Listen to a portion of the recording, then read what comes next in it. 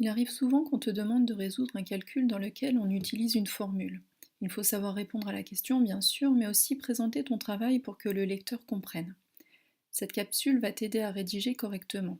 Il y aura aussi quelques conseils pour ne pas oublier les différentes étapes. Prenons un exemple. Alors, dans l'exercice, le guépard est le mammifère quadrupède le plus rapide au monde. En vitesse de pointe, il peut parcourir 0,27 km en 9 secondes.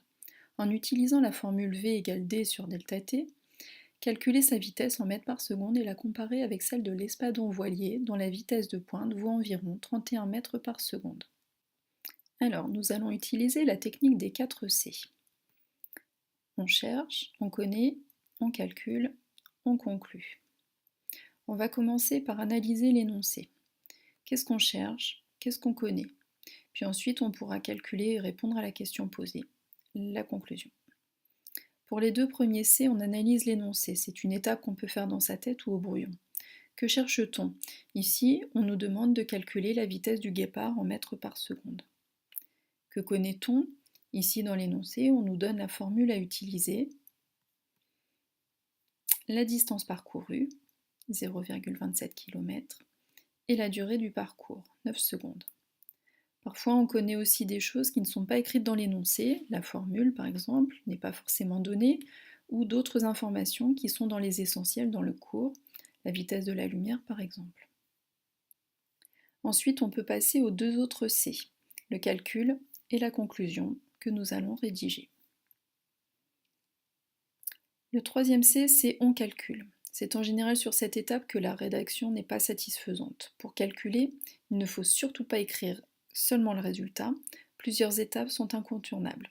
Écrire la formule, les données, l'application numérique et enfin le résultat. Formule, données, application numérique, résultat. Je vais détailler chaque étape. Pour la formule, bien sûr on écrit la formule, mais on écrit aussi les unités. La vitesse ici est demandée en mètres par seconde, donc la distance devra être en mètres et la durée en secondes. Pour les données, c'est assez simple, en fait il suffit de recopier les lettres qui sont dans la formule, les grandeurs qui sont dans la formule, V, D et delta T.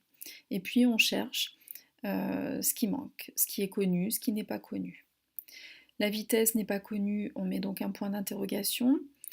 La distance, elle est donnée, 0,27 km. La durée, elle est donnée aussi, 9 secondes. Le problème, c'est que dans la formule qu'on a écrite juste au-dessus, l'unité de la distance, c'est le mètre et non le kilomètre. Il faut donc convertir. 0,27 km égale 270 mètres. La plupart du temps, les élèves n'écrivent pas les unités avec la formule au-dessus et donc oublient de convertir quand il y en a besoin. L'application numérique, c'est la même chose que la formule au-dessus, mais en remplaçant les grandeurs, c'est-à-dire les lettres, par les valeurs, c'est-à-dire les nombres. Donc il suffit de recopier V égale 270 mètres à la place de D, divisé par 9 secondes à la place de delta T. Enfin, le résultat, il suffit d'écrire le résultat du calcul que vous pouvez faire de tête ou avec votre calculatrice, mais surtout n'oubliez pas d'écrire l'unité. V égale 30 mètres par seconde. Et pour terminer, le quatrième C, donc on conclut, on va utiliser le résultat qu'on vient d'obtenir pour répondre à la question. Le guépard a une vitesse de 30 mètres par seconde et l'espadon voilier de 31 mètres par seconde, c'était donné dans l'énoncé. Le guépard est donc moins rapide que l'espadon voilier.